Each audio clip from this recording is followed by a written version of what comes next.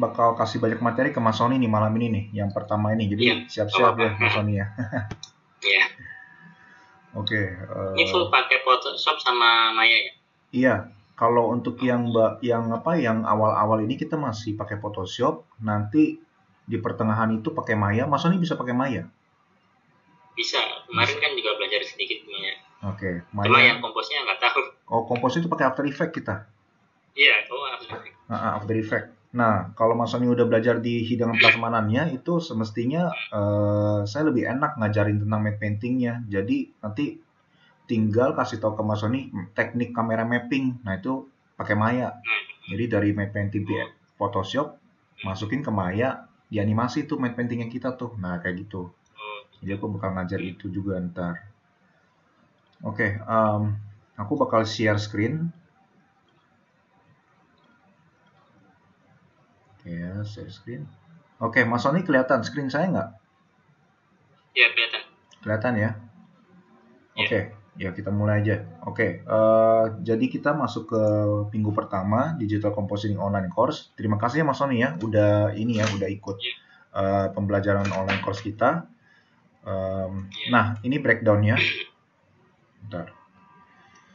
Breakdown dari pelajaran-pelajaran yang bakal kita pelajari selama 8 minggu. Jadi minggu pertama ini, hari ini tuh kita bakal belajar nih yang namanya value thumbnail dan komposisi.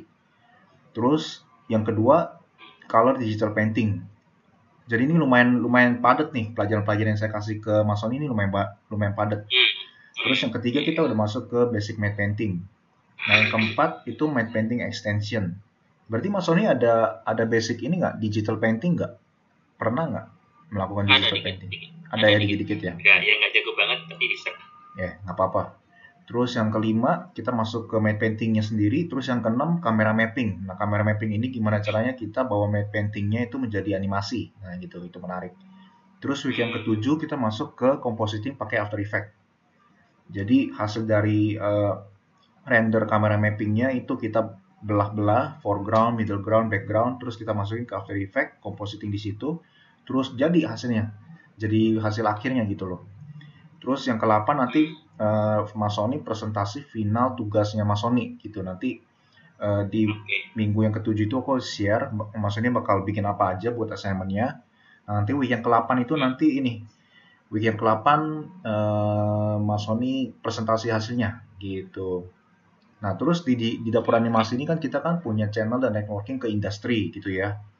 Jadi sebisa mungkin dari kita itu kita mempromosikan Mas Sony sebagai seorang artis lah gitulah, sebagai seorang animator, artis, atau pokoknya bidang kerjaan Mas Sony ini kita tuh sebisa mungkin mengangkat personal brandingnya Mas Sony. Jadi kita sarankan Mas Sony itu punya Instagram. Ada Instagram nggak Mas Sony?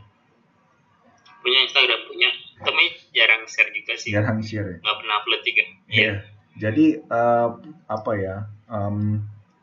karena kita percaya yang paling penting itu ya branding itu ya personal branding Mas Sony. Jadi Mas Sony mau kerja di mana aja nih ya, yang paling penting itu branding itulah personal branding. Jadi kita itu brandingnya ya namanya kita, misalnya namanya Mas Sony sendiri. Mas Sony mau kerja di manapun nanti yang terangkat brandingnya itu biarpun sekarang Mas Sony ada di Empik gitu ya. Walaupun nantinya Mas Sony pindah kemana gitu, itu tetap yang ada brandingnya itu nama Mas Sony sendiri gitu loh. Jadi kemanapun Mas Sony pergi gitu ya, itu pokoknya ya Mas Sony itu udah keangkat namanya sebagai aset gitu loh. Jadi personal branding itu adalah aset gitu loh. Jadi ya udah mulai aware tentang ini, tentang hal ini dari awal Mas Sony. Jadi kita mau kemana aja itu, entah kita mau jadi freelance kayak, entah kita mau kerja di sini atau di situ tuh kita nantinya itu idealnya tuh kerjaan yang bakal cari kita. Nah itu loh. Jadi di dapur animasi ini hasil dari presentasi akhirnya itu biasa kita juga bantu angkat di website juga gitu kan. Jadi kita bisa bilang oh ini adalah hasil karya Sony Taufan gitu loh. Terus kita langsung kasih link Instagramnya atau kasih link ArtStation-nya, kalau Mas Sony ada ArtStation atau ada ArtStation nggak Mas Sony? ArtStation ya? Belum pernah ya? Iya. Jadi udah ada portfolio online belum selama ini Mas Sony ini? Kenapa? Portfolio online udah Portfolio online udah ada belum? Belum, masih dibuat sendiri, belum pernah dipublish soalnya. Iya. Jadi kedepannya tuh Mas Sony bisa mempertimbangkan buat ini online portfolionya tuh bisa mulai dipublish supaya bisa mulai dikenal gitu loh. Itu ya. Jadi ini ya, 8 minggu ini nih kita bakal belajar banyak. Nah, terus hari ini kita bakal belajar mengenai value. Mungkin sebelum masuk ke sini itu aku bahas mengenai komposisi dulu. Nah, komposisi ya. Sebelumnya udah pernah dengar tentang komposisi belum Mas Sony? Komposisi. Pernah sering dengar. Ya, komposisi. Jadi aku bahas aja dulu. Komposisi itu adalah penempatan elemen visual di satu hasil karya gitu loh. Jadi penempatan objek-objeknya mau di mana aja, gimana caranya supaya penempatan objek ini tuh bisa mengarahkan mata kita. Jadi mata kita mau lihat yang mana dulu gitu loh. Mau lihat yang ke sini dulu itu bisa diarahkan dengan komposisi gitu ya. Jadi ada yang namanya eye leading. Oke, terus nah, komposisi yang pertama itu yang kebanyakan dipakai itu ada yang namanya rule of thirds. Nah, ini mungkin Mas Sony pernah dengar lah ya, rule of thirds, komposisi 3 bidang, ya kan sering dipakai nih kan. Jadi gimana fokus utama dari objek itu ditempatkan di perpaduan. Jadi ini ya antara garis horizontal dan garis vertikal 1, 2, 3, 4. Jadi ada 4 ini kan. Contohnya ini.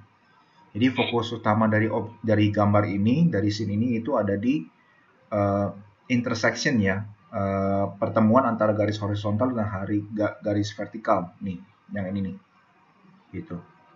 Ini juga nih sama nih, ini juga rule of thirds. Jadi fokus utama dari gambar ini itu ya lampu ini. Kita bisa ngelihat ke sekelilingnya, kita bisa ngelihat ke anak kecil, karena anak kecil ini melihat ke lampu, jadi ujung-ujungnya mata kita tuh diarahkan ke lampu lagi gitu ya. Jadi itu komposisi. Jadi kita bisa dengan sengaja mendesain arah matanya si penonton itu dia mau lihat yang mana dulu sampai ke objek fokus utama kita. Terus yang kedua tuh simetri. Nah, simetri itu ya itu biasanya tuh kiri kanan sama gitu loh. Hampir sama lah gitu loh. Kiri kanan hampir sama atau bisa juga atas bawah sama gitu ya. Terus yang ketiga scale dan repetisi. Nah, scale and repetisi itu jadi kayak gini nih. Jadi kayak ada repetisi ini itu bisa menimbulkan kedalaman, sense of depth gitu loh. Terus memimpin mata kita itu masuk ke melihat fokus utama dari gambar ini. Misalnya pilar-pilar ini. Pilar-pilar ini itu menuntut mata kita tuh masuk melihat ini nih, bagian gedung yang di tengah ini nih, pilar-pilar yang di kiri kanan ini gitu ya. Terus scale, jadi artinya itu ada tahta yang kecil di sini. Ini menandakan kalau gedung ini tuh sangat besar sekali gitu. Jadi dengan adanya tahta yang kecil ini tuh kita bisa tahu skalanya. Kira-kira, kalau misalnya orangnya aja segini, kira-kira gedungnya nih tingginya seberapa. Jadi ada perbandingannya. Pilar yang gede sama ada kursi tahta yang kecil ini gitu ya, scale dan repetisi. Terus yang keempat, belum yang keempat, jadi ini juga termasuk repetisi nih. Pilar-pilar ini sama pattern-pattern ubin, terus sama ada langit-langit ini, itu semua menuntut mata kita ke sini nih. Terus garis-garis perspektif ini tuh memberikan kedalaman gitu ya. Semua garis-garis perspektif ini, tiang-tiang ini tuh memberikan kedalaman. Makin membantu kita punya kayak ini tuh gambar itu benar-benar jauh banget lah, kayak gitu deh. Kayak gitu ya. Jadi objek yang sama semakin jauh semakin kecil, matanya jadi tertumpu ke situ ya. Iya, karena dibantu sama garis-garis ini nih, dibantu sama garis-garis perspektif ini nih, gitu. Oke, terus yang keempat itu foreground interest and depth. Nah, komposisi ini tuh itu sebenarnya kayak foreground ini tuh menarik perhatian mata kita. Terus ada depth yang di belakang ini tuh kayak dia tuh punya warna yang pokoknya kontrasnya berbeda.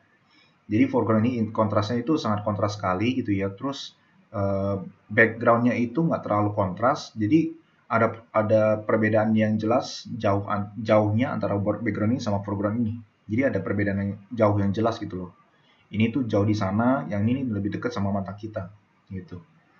Jadi intinya sih biasanya dekat sama mata kita itu yang lebih warnanya itu lebih gelap sama lebih kontras gitu ya, dibandingkan sama yang jauh sama mata kita. Lebih jauh biasanya itu nggak terlalu jelas dan lebih mendekati ke arah putih kayak gitu. Terus yang kelima itu perspective lines.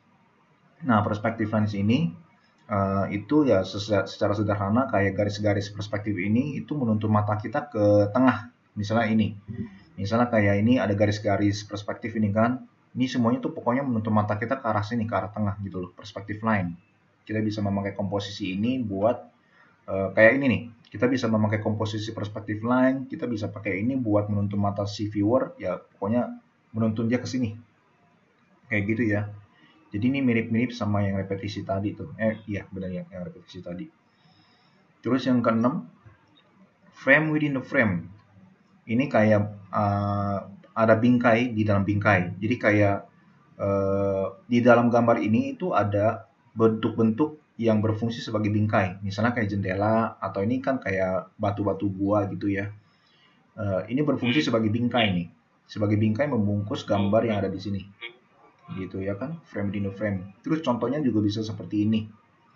Nah, ini kayak jendela ini kan kita biasa bisa banyak suka lihat juga di beberapa gambar gitu ya. Jadi jendela itu bisa berfungsi sebagai bingkai. Kayak ini juga nih, pintu ini berfungsi sebagai bingkai. Nah, ini juga ya. Terus leading lines. Leading lines ini ya berarti kayak garis-garis yang ada di gambar ini itu menuntun mata kita ke arah tertentu. Misalnya kayak ini ya. Ini udah jelas menuntun mata kita ke sini. Udah gitu menuntun mata kita ke sini, terus ke sini, dan ke arah yang lebih jauh lagi. Terus kalau kita masih jeli ngelihat ini, itu masih ada kayak line tipis yang menuntun mata kita ke sini nih, gitu ya. Jadi kayak mata kita dituntun oleh garis-garis leading lines namanya. Kayak gini. Nah, di gambar ini kalau kita tahu prinsip leading lines itu ya, kita bisa memakai prinsip-prinsip ini dengan sengaja. Kalau kita tahu komposisi ini apa, misalnya contohnya ini. Kayak ini foreground nih, ini lebih gelap gitu ya. Jadi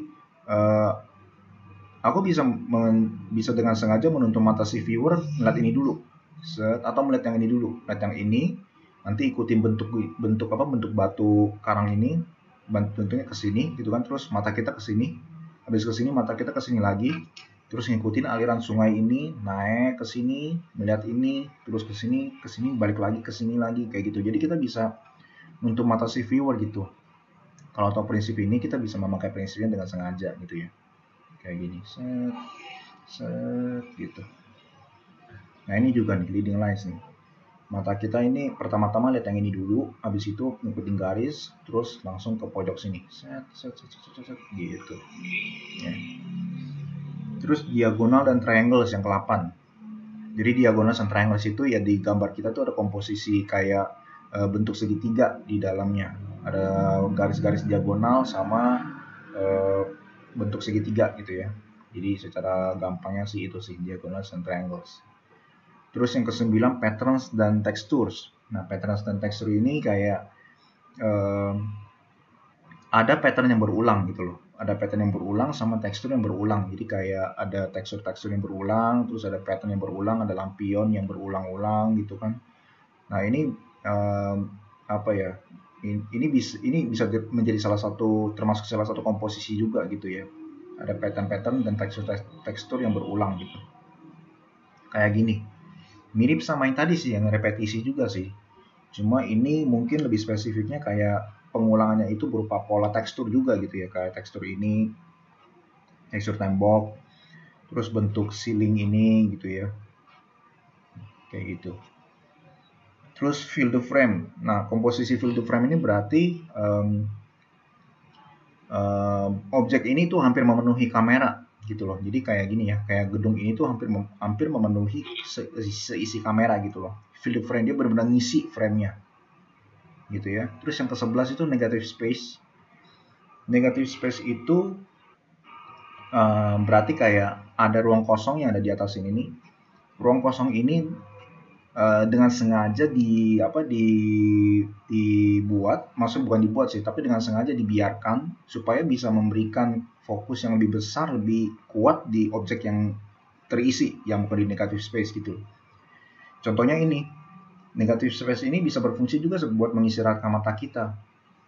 Semakin mata kita beristirahat gitu ya, itu mata kita tuh jadi semakin nyaman, semakin enak melihat gambar ini gitu loh. Jadi fokus utama gedung ini malah kelihatan lebih kuat dengan adanya negative space. Jadi lumayan apa ya, kontras gitu, kontradiktif gitu ya. Misalnya kayak ini nih. Ini negative space-nya tuh gede banget, banyak ruang kosong. Tapi dengan adanya ruang kosong yang seperti ini, ruang yang tenang gitulah ya, itu malah menjadikan fokus utama ini nih, pantai ini jadi kelihatan lebih kuat gitu loh. Jadi itu kayak kontradiktif ya, kontras ya, tapi itu terjadi. Jadi negative space ini malah menjadikan fokus utamanya lebih kuat. Fokus utama yang terisi di space yang lain itu malah jadi lebih kuat gitu ya. Terus kenapa negative space itu nyaman untuk dilihat? Karena negative space itu bisa bikin mata kita lebih rileks. Nah, lebih rileks, kayak mau istirahatin mata kita ya di sini, kayak gitu lah ya. Terus yang ke-12, isolate the object. Isolate the object ini kayak kita itu memakai depth of field, kayak blur gitu ya. Ini kayak prinsip fotografi sih. Fotografi itu banyak yang pakai seperti ini. Jadi di daerah sekelilingnya itu dikasih blur, diisolasi gitu ya. Jadi objek utamanya itu lebih kelihatan lebih jelas. Nah, contohnya ini. Di sekelilingnya itu blur, terus kupu-kupu ini jadi kelihatan lebih jelas, lebih sharp gitu ya. Jadi kita mengisolasi kupu-kupu ini dengan membuat gambar di sekeliling kita, di sekelilingnya si kupu-kupu ini menjadi blur kayak gitu. Terus yang ke-13, color combination. Color combination ini secara sederhananya merupakan kombinasi warna dari ya beberapa warna. Jadi kita bisa lihat ada kuning, terus ada coklat, ada warna merah, hijau, ada warna biru, ada warna purple. Jadi kombinasi warna gitu ya. Ada biru, ada kuning, ada coklat, kayak gitu. Kombinasi warna. Ini juga nih. Ada merah, ada biru, ada hijau, merah, marun gitu kan. Ada purple. Jadi ada beberapa kombinasi warna di dalam satu frame. Terus L composition. Nah, L composition ini ya seperti ini. Jadi bentuk yang ada di scene ini itu membentuk huruf L gitu loh. Membentuk huruf L memberikan ruang yang cukup yang seperti ini ya. Jadi kayak kita bikin objeknya ini kelihatan lebih kuat dengan komposisi L seperti ini kayak gitu ya. L composition namanya. Terus yang ke-15, tilting the camera. Tilting the camera ini kayak ya kita cukup kayak miringin kameranya supaya kelihatan scene-nya itu lebih dinamis, lebih nggak pasif, nggak diem gitu ya. Jadi kayak kameranya kelihatan lebih dinamis gitu loh. Pokoknya apa ya? Padahal kita cuma miringin kameranya doang kayak gitu ya. Tapi bisa buat satu perbedaan gitu. Terus rule of space yang ke-16. Nah, rule of space ini kayak apa ya? Kayak space yang kosong ini itu kita punya persepsi kalau space yang kosong ini bakal diisi sama mobil ini. Karena mobil ini menghadap ke sebelah sini, itu jadi kita kayak tahu mobil ini bakal bergerak dari kiri ke kanan gitu loh. Jadi mungkin beberapa komposisi ke depan itu mirip-mirip seperti ini. Ini rule of space gitu ya. Terus ini left to right. Terus karena orang ini menghadap ke sebelah kanan, jadi kita itu punya persepsi di pikiran kita kalau orang ini tuh bakal bergerak dari kiri ke kanan. Karena dia ada di sebelah kiri tapi sedang menghadap ke kanan kayak gitu ya. Contohnya ini deh. Contohnya ini. Jadi kayak mobil ini sebenarnya mobil mainan. Tapi dengan adanya garis seperti ini, mobilnya tuh dihadapkan ke sebelah kanan situ, itu memberikan kesan seolah-olah kayak mobil ini tuh mau maju gitu loh. Ya kan? Kita kasih ruang kosong di sebelah kanan sini, kita kasih garis, mobil yang kita tempatin di sini itu memberikan persepsi pada kita seolah-olah kayak mobil ini tuh mau maju ke sebelah kanan. Nah, kayak gitu. Terus balance itu misalnya ini nih, menara ini. Nah, ini ada 2 menara. Misalnya kalau menaranya cuma satu doang, pasti gambarnya itu lebih berat ke sebelah kiri gitu loh. Tapi dengan adanya menara yang satu yang lagi dan di sebelah kanan ini, itu bisa memberikan keseimbangan antara kiri sama kanan. Menara satu sama menara dua itu jadi seimbang gitu ya. Jadi nggak berat sebelah, nggak lebih berat ke kiri atau nggak lebih berat ke kanan gitu. Terus circular shape yang ke-19. Nah, circular shape ini komposisi yang terdiri dari benda-benda yang bentuknya tuh kayak sirkular. Jadi misalnya kayak tebing ini, gunung batu ini tuh bentuknya kayak sirkular, kayak kepala naga gitu ya. Terus bentuknya itu kayak muter sampai ke tengah sini, dan kita ya mata kita itu kayak dituntun ke arah tengah dengan adanya bentuk-bentuk seperti ini gitu, circular shape gitu ya. Terus yang ke-20 golden ratio. Ini yang paling terkenal karena ini ditemukan oleh para filsuf-filsuf zaman dulu. Mereka ini mengambil kesimpulan, jadi para filsuf sama para ahli matematika zaman dulu ya, mereka mengambil kesimpulan kalau nggak salah Fibonacci ya, ini rumus Fibonacci. Jadi benda apapun yang ada di bidang yang seperti ini dan ada di posisi ini, itu merupakan benda yang sangat menarik untuk dilihat gitu loh. Contohnya mungkin ini.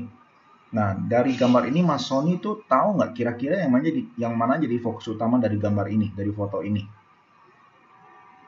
Fokus utamanya pasti ke langit dulu lihatnya tuh. Terus kira-kira focal point-nya, fokus utama dari gambar ini tuh yang mana? Langit yang mana? Yang sebelah kiri atau sebelah kanan? Kiri, yang di ujung bangunan itu. Iya, yang dari sini kan? Cahaya putih. Iya. Cahaya putih nih. Iya benar, karena mata kita tuh dituntun ke sini. Jadi ada gedung-gedung ini yang membentuk kayak bentuk garis ini gitu ya. Mata kita tuh dituntun dari sini ke sini, terus mata kita berputar ke atas dan sampai akhirnya mata kita tuh stuck ke sini, berhenti di sini mata kita gitu. Jadi kalau kita bisa tahu komposisi seperti ini tuh kita bisa dengan sengaja pakai bentuk-bentuk gedung itu ya sebagai ini kayak ada garis panduannya gitu. Nah gitu ya. Misalnya contoh yang gambar yang kedua deh. Nah menurut Mas Sony gambar ini itu fokus utamanya yang mana? Kalau menurut Mas Sony? Yang banyak warnanya itu kayaknya. Yang mana? Banyak warna. Ini. Sebelah kiri. Kira-kira kalau Mas Sony lihat gambar ini, mata Mas Sony itu bakal berhenti di mana? Bangunan yang banyak cahayanya sebelah kiri. Sebelah kiri. Jadi mata Mas Sony itu bakal stuck di situ, di daerah gedung yang banyak cahayanya. Iya. Nah kalau misalnya yang warna-warni ya, sebenarnya kalau kita analisa ya gambar ini ya, gedung-gedung ini itu membentuk garis. Sadar nggak Mas Sony ngeliat nggak kayak garis itu? Nah, ya kan? Nggak sadar. Nah coba lihat nih, membentuk garis gitu loh. Set, nah gitu kan. Terus akhirnya naik lagi ke sini gitu kan. Lihat nggak tuh? Ya, terus. Nah berhentinya itu di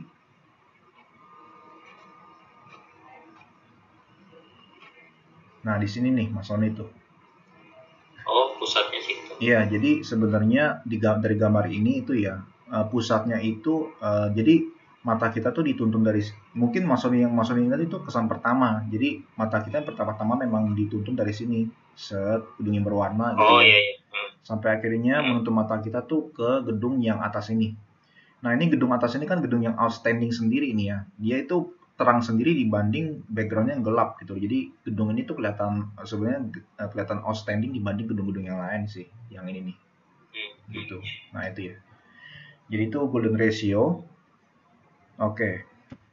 Golden ratio. Nah, slide-nya ini aku langsung kirim aja buat Mas Sony. Bentar. Ini bentar ya. Ini aku ada rekam sesinya juga.